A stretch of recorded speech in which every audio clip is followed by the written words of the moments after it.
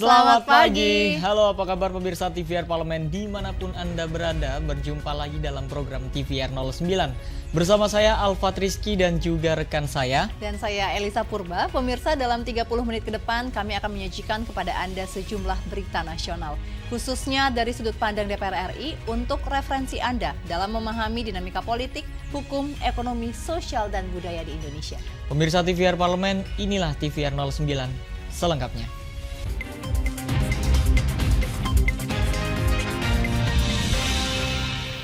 Pemirsa, Komisi 7 DPR RI meminta pemerintah untuk mengusut tuntas masalah disparitas harga BBM akibat ulah oknum yang memainkan harga BBM di Pulau Bawean serta daerah 3T lainnya. Anggota Komisi 7 DPR RI Diah Roro Esti menyampaikan permasalahan terkait ketidakmerataan pasokan BBM serta disparitas harga BBM di daerah terdepan, tertinggal, dan terluar atau 3T. Hal itu disampaikan dalam rapat dengar pendapat dengan Kementerian Energi dan Sumber Daya Mineral beserta Dirut PT Pertamina. Pertamina diminta mengusut tuntas masalah disparitas harga BBM akibat ulah oknum yang memainkan harga BBM di Pulau Bawean serta daerah 3T lainnya. Bahkan kenaikan harganya mencapai 2 kali lipat dari harga BBM yang ditetapkan pemerintah. Para nelayan gitu, karena kan mereka harus melaut dan memang masih tergantung dengan BBM tersebut. Nah, maka permasalahan ini kan sangat amat penting untuk kemudian kita sorot gitu. Jangan sampai kejadian seperti ini akhirnya ditutup-tutupin gitu kan. Nah, oleh karena itu kami sudah tadi rapat Komisi 7 DPR RI dengan salah satunya PT Pertamina dan juga Dirjen Migas. Kita membahas mengenai isu ini dengan harapan bahwasanya penyaluran BBM itu bisa yang pertama lebih tepat sasaran. Jika ada isu-isu seperti ini di mana ternyata suplainya itu kurang, solusinya seperti apa? Nah, kemarin tadi saya minta agar mereka sigap dalam menyikapi isu ini. Lalu kemudian dari segi harga juga harus ada sistem normalisasi agar masyarakat itu tidak dibebani oleh harga yang tidak masuk akal. Maka dari itu pemerintah perlu memberikan perhatian lebih terhadap ketersediaan BBM bagi masyarakat daerah terpencil. Mengingat BBM merupakan salah satu komoditas penting untuk menunjang perekonomian masyarakat. Rodiah dan Rangga, TVR Parlemen, melaporkan. Komisi 11 DPR RI berharap literasi atau pemahaman soal keuangan yang tergolong tinggi di Provinsi Jawa Barat dapat menular ke daerah lainnya di Indonesia. Komisi 11 DPR RI gelar pertemuan dengan OJK, Pemprov Jabar, BRI, dan Bank Pembangunan Daerah guna membahas kinerja Tim Percepatan Akses Keuangan Daerah atau TPAKD Provinsi Jawa Barat. Dalam kunjungan spesifik dengan tim TPAKD, Wakil Ketua Komisi 11 DPR RI Amir Uskara mengungkapkan bahwa literasi atau pemahaman soal keuangan di Jawa Barat tergolong tinggi, yaitu mencapai 56% lebih. Angka itu bahkan lebih tinggi dari rata-rata nasional sebesar 50%. Begitu pula dengan angka inklusi keuangan yang mencapai 86%. Artinya ketersediaan akses produk dan layanan jasa keuangan formal sudah sesuai dengan kebutuhan dan kemampuan masyarakat. Literasi keuangan di Jawa Barat yang ternyata cukup tinggi, di atas rata-rata nasional. Literasi keuangan di Jawa Barat ini sampai 56% lebih. Rata-rata nasional itu tidak sampai 50%. Termasuk juga inklusi keuangan di Jawa Barat sampai 86%, sementara rata-rata nasional hanya sekitar 80%. Tentu ini menjadi sebuah kinerja yang sangat positif dari TPKAD yang ada di Jawa Barat ini.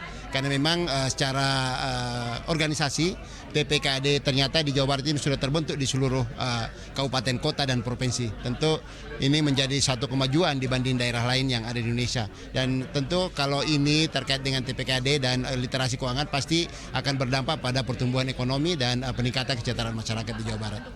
Komisi 11 DPR RI selama ini terus mendorong anggaran OJK terkait peningkatan literasi secara nasional. Kesuksesan peningkatan literasi keuangan Provinsi Jawa Barat diharapkan dapat menular ke daerah lainnya. Dari Jawa Barat, Teddy Sunario, TVR Parlemen, melaporkan. Pemirsa, DPR RI menilai pengawasan, pengamanan, dan penegakan hukum di Labuan Bajo, Nusa Tenggara Timur perlu untuk diprioritaskan. Dan informasi selengkapnya akan kami hadirkan usai jeda. Tetaplah di TVR 09.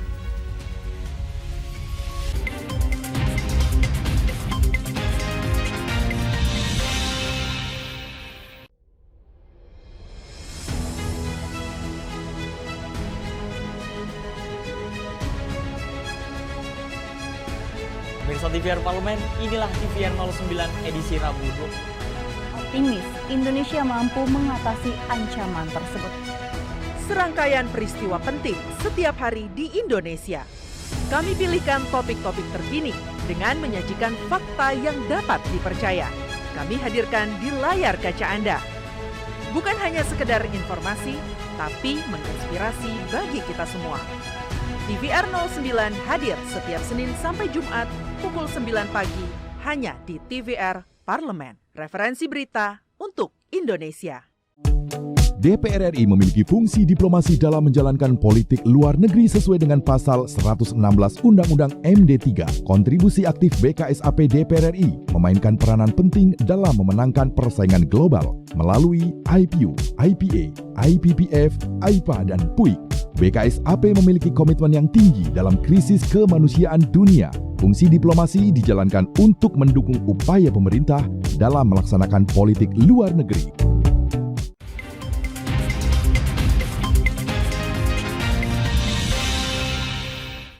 Anda kembali menyaksikan TVR 09. Pemirsa, Komisi 3 DPR RI berharap peningkatan fasilitas pengamanan dan penegakan hukum di sekitar destinasi wisata Labuan Bajo dapat berdampak pada peningkatan wisatawan asing dan dalam negeri yang berwisata ke Nusa Tenggara Timur. Wakil Ketua Komisi 3 DPR RI Adis Kadir menilai pengawasan, pengamanan, dan penegakan hukum di Labuan Bajo, Nusa Tenggara Timur perlu diprioritaskan, sehingga Labuan Bajo dapat menjadi destinasi wisata prioritas seperti Bali dan Lombok. Sebagai pengawasan penegakan hukum terkait pengamanan wilayah destinasi wisata super prioritas, Komisi 3 DPR RI mengunjungi Labuan Bajo, Nusa Tenggara Timur. Dalam kunjungannya, Komisi 3 DPR RI melakukan pertemuan dengan Kapolda NTT, Kepala Kejaksaan Tinggi NTT, dan Kepala Kanwil Kemenkumham beserta jajarannya. Wakil Ketua Komisi 3 DPR RI Adis Kadir berharap wisatawan asing dan dalam negeri di NTT dapat semakin meningkat seiring peningkatan fasilitas pengamanan dan penegakan hukum di sekitar destinasi wisata Labuan Bajo. Aparat penegak hukum, pakai itu polisian, kejaksaan, dan Kumham, yang harus kita tambah seiring dengan semakin cepat berkembangnya NTT ini sebagai destinasi wisata khususnya di Labuan Bajo. Ya, misalnya tadi perlu ditambah beberapa polsek, perlu ditambah beberapa kantor-kantor imigrasi khususnya di daerah-daerah perbatasan, terutama juga mengantisipasi tentang TPPO. Itu kan juga harus ada kantor-kantor imigrasi yang harus dinaikkan kelasnya. Kemudian juga tentunya fasilitas-fasilitas seperti kapal, kemudian kendaraan, mobil, roda 2, roda 4, dan lain sebagainya, agar bisa menyesuaikan dengan kemajuan yang ada, khususnya mengantisipasi pariwisata yang ada di NTT. Dari Nusa Tenggara Timur, Kristio Handoko, TVR Parlemen, melaporkan. Pemirsa, Komisi 9 DPR RI menyayangkan kurang fokusnya pemerintah daerah dalam pemanfaatan anggaran untuk melakukan intervensi stunting di berbagai daerah. Oleh sebab itu, Komisi 9 DPR RI berharap pemerintah memperbaiki pengalokasian anggaran stunting sehingga dapat menurunkan angka stunting di Indonesia. Anggota Komisi 9 DPR RI Edi Wuryanto mendorong penggunaan anggaran penanganan stunting untuk dialokasikan pada pemenuhan asupan nutrisi bagi ibu hamil dan bayi agar lebih efektif dalam mencegah dan menurunkan angka stunting di tanah air. Pada tahun anggaran 2022, pemerintah menggelontorkan dana untuk penanganan stunting sebesar 44,8 triliun rupiah. Dana ini dialokasikan untuk melakukan intervensi stunting di berbagai daerah, termasuk memberikan asupan nutrisi pada ibu dan bayi. Namun, Edi menyayangkan kurang fokusnya pemerintah daerah dalam pemanfaatan anggaran ini. Hal ini terlihat dari masih banyaknya masyarakat yang belum menerima manfaat dari anggaran penanganan stunting, khususnya asupan gizi. Anggaran kita terbatas dan kita ingin apa yang kita lakukan langsung spesifik untuk penanganan stunting. Stunting itu kan kurang gizi, malnutrisi. Lalu pemerintah ingin anggaran yang ada itu lebih fokus pada ketersediaan protein hewani, nutrisi-nutrisi yang lain yang dibutuhkan bagi ibu hamil dan bayi. Kalau kemudian anggaran yang begitu banyak digunakan untuk di luar itu inefisien. Ujung-ujungnya rakyat yang memperoleh hanya sedikit. Baru-baru ini Presiden Joko Widodo mengkritik pemanfaatan anggaran penanganan stunting yang justru lebih banyak digunakan untuk perjalanan dinas dan rapat. Edi menegaskan, efektivitas anggaran penanganan stunting oleh pemerintah daerah akan dievaluasi. Jika tidak optimal, penanganan stunting dapat kembali dilakukan dengan pemberian makanan bergizi secara langsung kepada masyarakat yang beresiko terkena stunting. Helmi Darmawan, TVR Parlemen, melaporkan. Pemirsa, dalam rangka melahirkan generasi muda yang terdidik, bermoral, dan bermental kuat di masa depan, Komisi 10 DPR RI berharap proses penerimaan peserta didik baru atau PPDB tahun ajaran 2023-2024 dapat bebas dari adanya praktik pungutan liar atau pungli. Komisi 10 DPR RI dorong pemerintah untuk membuka layanan pengaduan masyarakat di seluruh wilayah untuk mencegah dan mengungkap praktik pungutan liar atau pungli dalam proses penerimaan peserta didik baru atau PPDB tahun ajaran 2023-2024. Dibukanya PPDB tahun ajaran 2023-2024 di seluruh daerah di Indonesia memunculkan praktik pungli. Anggota Komisi 10 DPR RI Zainuddin Maliki menyebut proses PPDB harus dilakukan sesuai dengan regulasi yang berlaku seperti sistem pemetaan zonasi dan jalur prestasi. Dibutuhkan kesadaran dari para orang tua untuk tidak memaksakan anak masuk ke sekolah tertentu dengan cara yang tidak benar. Begitupun juga pihak sekolah diharapkan tidak memanfaatkan celah dengan melakukan pungli terhadap calon siswa. PPDB yang bersih diyakini akan melahirkan generasi muda yang terdidik, bermoral, dan bermental kuat di masa depan. Itu akan menjadi lebih baik kalau ada aduan, disiapkan tempat, wadah. Sekarang juga semakin kesini kita memiliki teknologi yang canggih melalui sistem digital. Saya kira masing-masing pihak itu bisa menyiapkan tempat-tempat, wadah-wadah, tempat di mana masyarakat bisa menyampaikan pengaduannya. Dan saya kira sekarang akan lebih mudah karena ada teknologi digital untuk bisa melayani masyarakat. Zainuddin meminta pemerintah menindak tegas dan memberikan sanksi pada pihak sekolah yang melakukan tindakan penyimpangan dalam proses PPDB, mulai dari teguran lisan dan tertulis, serta sanksi administrasi sesuai dengan peraturan yang berlaku. Rifki Makdudi, TVR Parlemen, melaporkan. Pemirsa, baru-baru ini Presiden Jokowi mengungkap ada daerah yang menganggarkan penanganan stunting senilai 10 miliar rupiah. Namun pemirsa, dari jumlah tersebut mayoritas justru digunakan untuk rapat dan juga perjalanan dinas. Informasinya akan kami hadirkan sesaat lagi, tetaplah di TVR 09.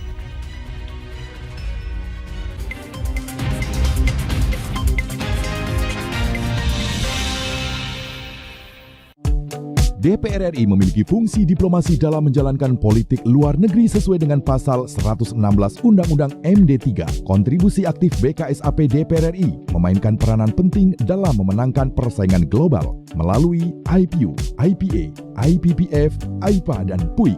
BKSAP memiliki komitmen yang tinggi dalam krisis kemanusiaan dunia. Fungsi diplomasi dijalankan untuk mendukung upaya pemerintah dalam melaksanakan politik luar negeri.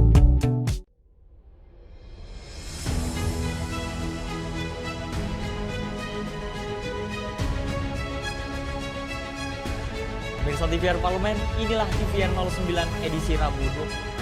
Optimis, Indonesia mampu mengatasi ancaman tersebut. Serangkaian peristiwa penting setiap hari di Indonesia. Kami pilihkan topik-topik terkini dengan menyajikan fakta yang dapat dipercaya. Kami hadirkan di layar kaca Anda. Bukan hanya sekedar informasi, tapi menginspirasi bagi kita semua. TVR 09 hadir setiap Senin sampai Jumat pukul 9 pagi hanya di TVR Parlemen. Referensi berita untuk Indonesia.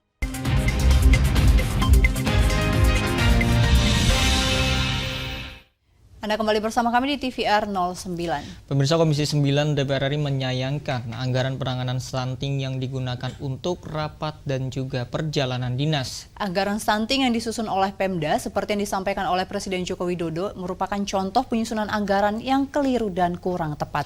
Dan pemirsa, karena hal ini mengingat dengan target pemerintah untuk menghilangkan stunting di tahun 2024, sepertinya sulit tercapai jika memang benar terjadi penyelewengan anggaran stunting. DPR RI juga menilai anggaran problem stunting dapat segera terurai, maka politik anggaran harus dijalankan dengan benar. Baik pemirsa, untuk mengetahui informasi selengkapnya, mari kita simak laporan mendalam yang telah dihimpun oleh tim redaksi TVR Parlemen dalam segmen editorial Parlemen berikut ini.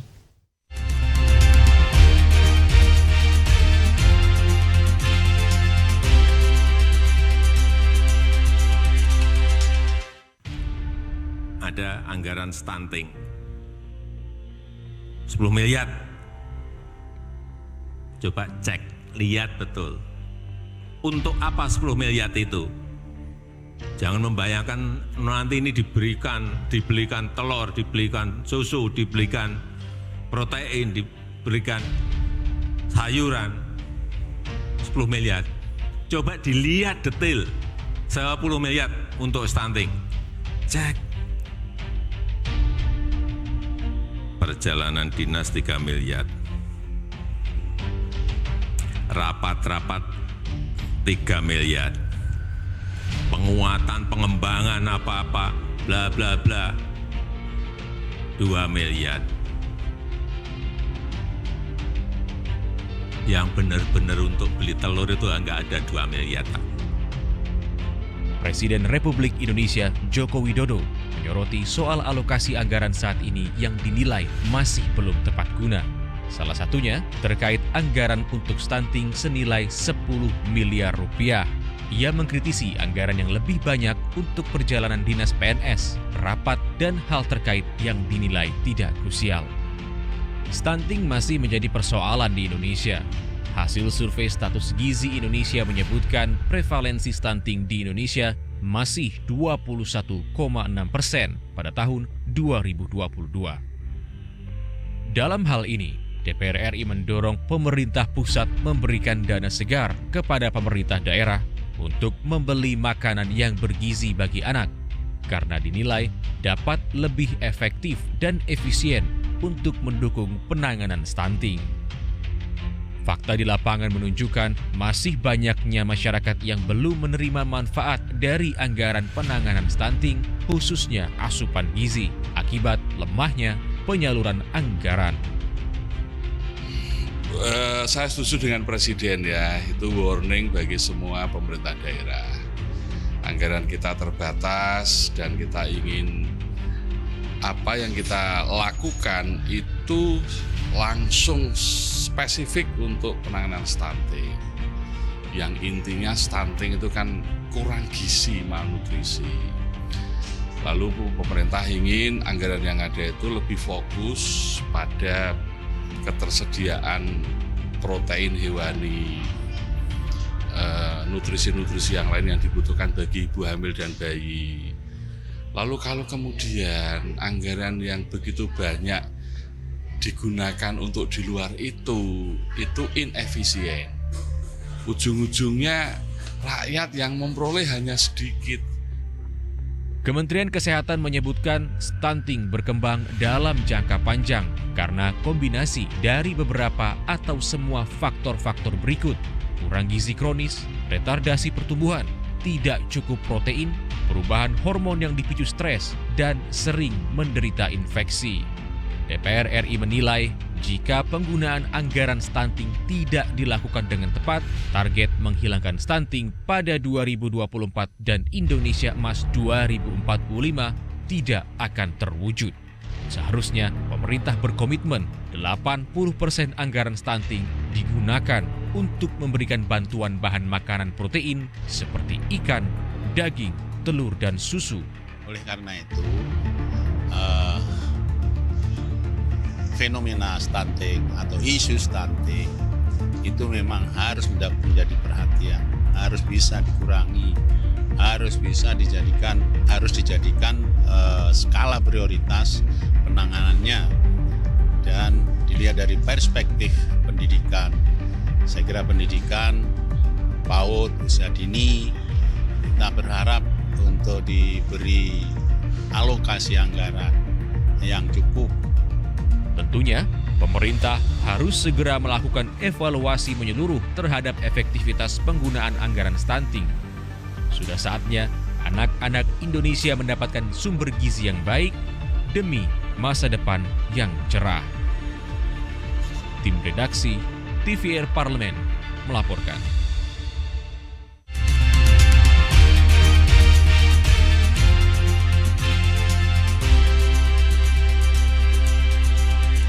Ya Elisa dan juga pemirsa, kali ini kita akan berjalan-jalan ke negeri sebelah nih. Kalau misalkan kita atau Elisa nih mendengar kata Kuala Lumpur, kira-kira apa yang terlintas di benak Elisa? Kalau aku sih mungkin surganya belanja ya. Tapi memang bukan hanya itu. Yang pasti terlintas pertama itu adalah Menara Kembar Petronas tentunya. Kayaknya memang itu ikonik banget ya Elisa. Dan pemirsa, ternyata Kuala Lumpur bukan hanya ada Menara Kembar Petronas saja nih, karena masih ada banyak sekali tempat wisata di Kuala Lumpur yang menarik untuk kita datangi tentunya pemirsa. Jangan kemana-mana, tetaplah bersama kami di TVR 09.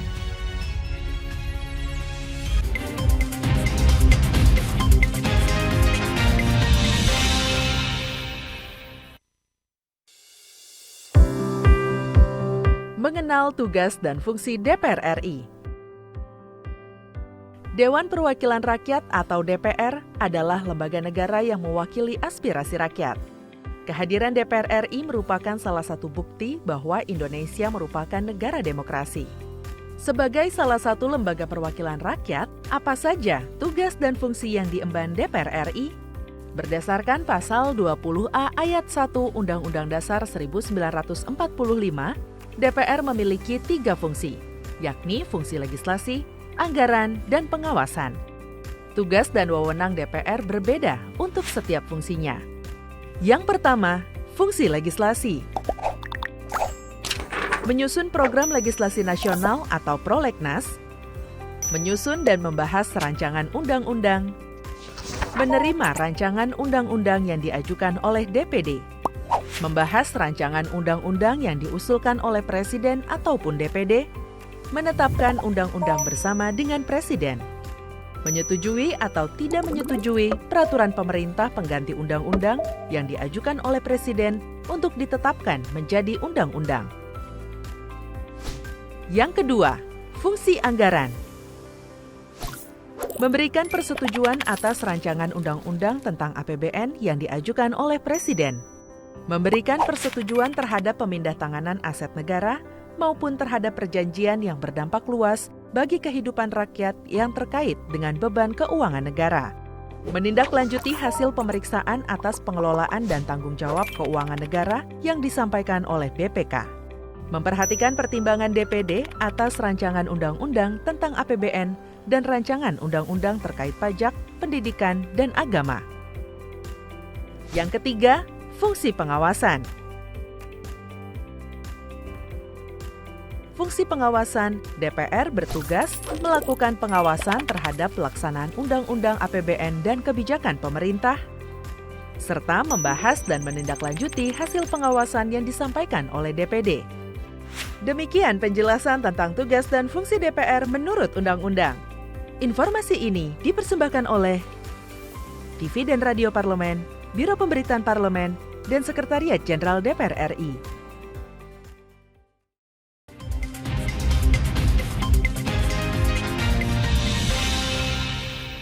Terima kasih pemirsa, Anda masih bersama kami di TVR 09. Nah pemirsa, dengan kemajuan yang sangat pesat tentunya membuat Kuala Lumpur ini menjadi salah satu destinasi wisata yang harus Anda kunjungi. Yap, setuju Elisa, karena memang ada berbagai pilihan wisata di Kuala Lumpur, yaitu ada wisata alam, wisata sejarah, wisata religi, bahkan wisata kuliner nih, yang semuanya ada di Kuala Lumpur. Tentunya kita penasaran nih gimana ya Alfat. Nah pemirsa, berikut informasi selengkapnya tentang destinasi wisata yang lagi hits di Kuala Lumpur.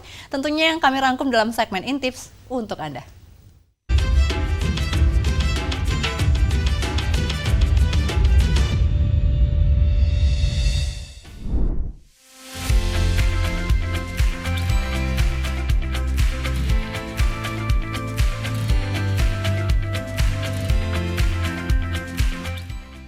Terletak tidak jauh dari Indonesia, menjadikan Kuala Lumpur sebagai tempat yang tepat untuk berwisata ke luar negeri dalam waktu singkat sebelum kembali ke aktivitas harian. Kuala Lumpur adalah pusat pemerintahan federal dan menjadi salah satu kota dengan perkembangan terpesat di Malaysia. Istimewanya lagi, pertumbuhan ekonominya yang cukup pesat membuat Kuala Lumpur menjadi kota ke-6 di dunia dengan jumlah turis terbanyak. Tak hanya itu, kota ini pun menjadi perpaduan multikultur yang cantik, area belanja dengan harga terjangkau, dan pilihan wisata kuliner yang kaya.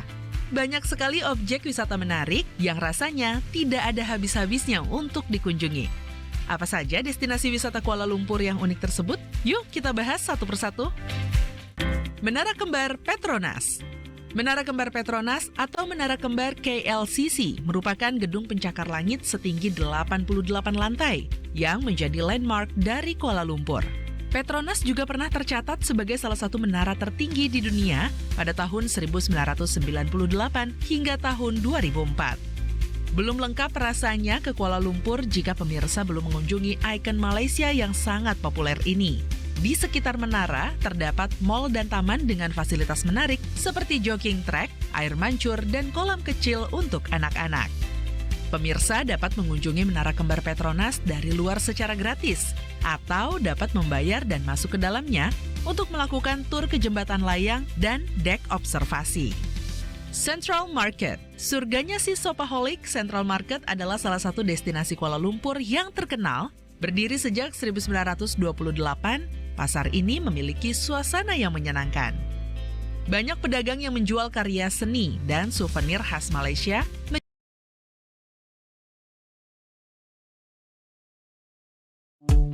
DPR RI memiliki fungsi diplomasi dalam menjalankan politik luar negeri sesuai dengan pasal 116 Undang-Undang MD3. Kontribusi aktif BKSAP DPR RI memainkan peranan penting dalam memenangkan persaingan global melalui IPU, IPA, IPPF, IPA, dan PUIK. BKSAP memiliki komitmen yang tinggi dalam krisis. Beberapa destinasi wisata di Kuala Lumpur yang tentunya sangat menarik dan hits untuk dikunjungi. Bagaimana pemirsa, sudah siap menjelajahi negeri jiran ini? Sampai jumpa lagi di program Intips berikutnya.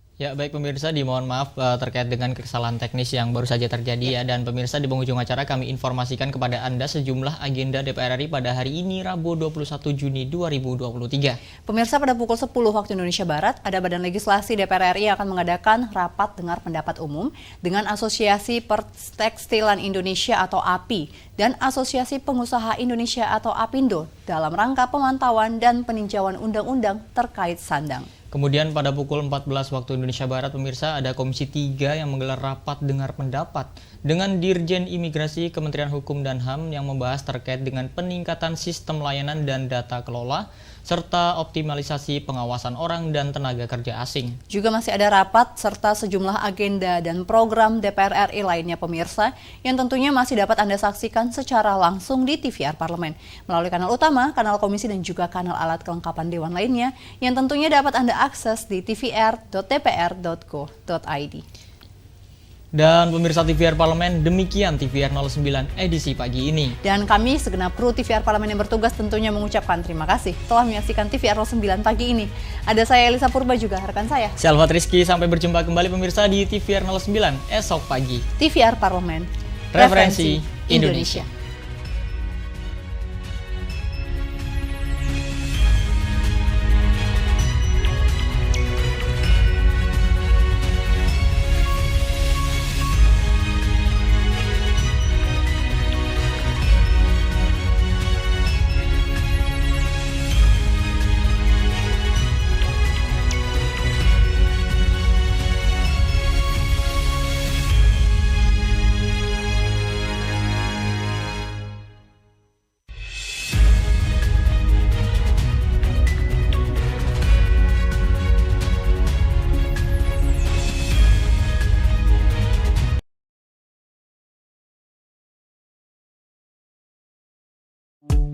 DPR RI memiliki fungsi diplomasi dalam menjalankan politik luar negeri sesuai dengan pasal 116 Undang-Undang MD3. Kontribusi aktif